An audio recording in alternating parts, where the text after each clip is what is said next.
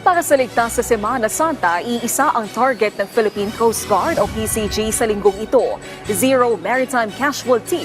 Ayon kay Deputy Spokesperson Michael John Encina, naka-heightened alert ang PCG mula 13 hanggang 20 ng Abril sa ilalim ng Oplan Biyaheng Ayos, kung kaya't mahigit 17,000 personnel ang nakadeploy sa buong bansa para magsagawa ng pre-departure inspections at bantayan ang maliliit na bangkang tumatawid sa mga karatig isla sa loob ng bansa. Nagtalaga rin ng mga help desk at first aid stations sa mga port areas, kasabay na rin ang pag-deploy sa mga sea marshals sa mga rutang Maynila to Cebu at Manila to Zamboanga at pabalik. Batay sa monitoring ng PCG, kaninang alas 6 ng umaga, umabot na sa higit 15,400 outbound at 16,000 inbound passengers ang naitala sa iba't ibang pantalan sa buong bansa. Paalala ng PCG, planuhin ng maayos ang biyahe ngayong Semana Santa at siguraduhin maayos sa mga kargamento upang maiwasang maantala ang biyahe.